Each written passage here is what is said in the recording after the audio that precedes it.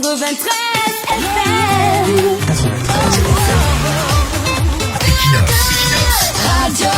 Bonjour. S'il y a des choses graves et considérables à reprocher à Canon, le RDPC, qui a phagocyté la fédération, l'État, à l'effet de mettre le système et le régime électoral au service de ses ambitions démesurées d'éternisation au pouvoir, il reste tout de même qu'il y a aussi des choses à reprocher à Coton, l'opposition qui, d'une manière ou d'une autre, offre des possibilités à Canon de rejoindre le tapis 100-0, 100%.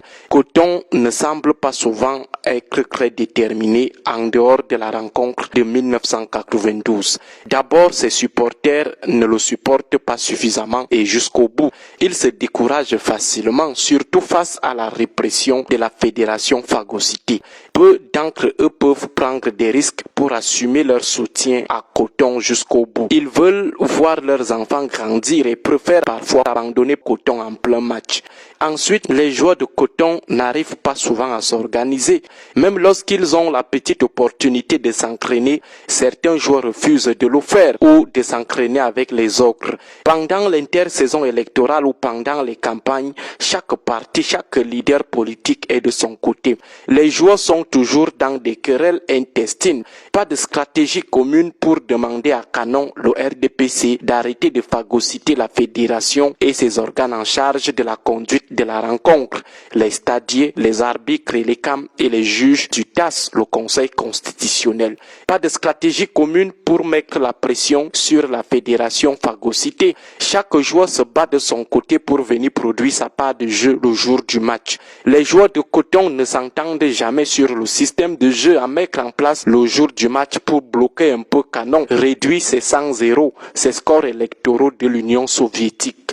Chaque joueur de Coton joue les stars, il joue les forts, avec le fameux paradigme du taxi qui ne saurait tirer le camion. Qui est camion, qui est taxi, bref, chaque joueur se sent. Plus grave, certains joueurs de Coton partent vendre nuitamment le match à Canon. Canon leur promet des postes et des fortes sommes d'argent. Face à la famine ambiante, chacun part chercher sa part. Même s'il faille s'accrocher sur un crocodile, le plus important est de ne pas se noyer. Le vaincre d'abord. Les joueurs de la grande prostituée, les opposants de la grande prostituée. Parmi les vendeurs du match, parmi les opposants vendeurs du match électoral, il y a ceux qui prennent le ballon directement pour aller marquer dans leur propre camp. Les joueurs de Coton qui partent encore marquer dans leur propre goal, ce sont des opposants prostitués de rue. Ils ne se cachent pas pour se prostituer auprès de Canon. Ils ne cachent pas leur deal avec l'adversaire. Canon, le parti au pouvoir. À la fin du match, cette première catégorie de vendeurs du match, vendeurs prostitués de rue, célèbrent publiquement la victoire avec leurs adversaires. C'est le jackpot de la trahison qui est validé. Ils insultent même leurs coéquipiers.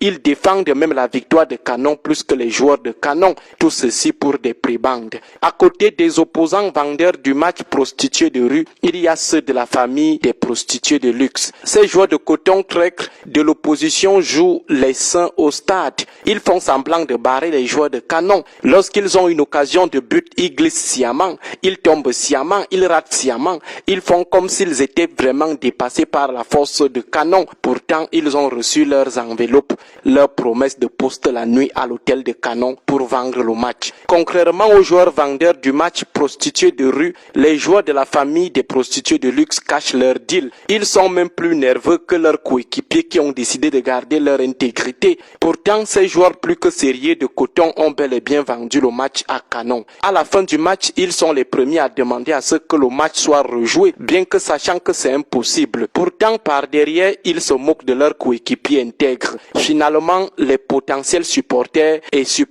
ont l'impression que Coton n'est pas sérieux, que ces joueurs sont des dealers et qu'ils seraient de ce fait en train de les tourner en bourrique, provoquant ainsi l'illusion de bonnet blanc, blanc bonnet. Certains supporters ou potentiels supporters se disent mieux on supporte même Canon, à défaut de rester chez nous le jour du match, abstention électorale ou désaffection politique.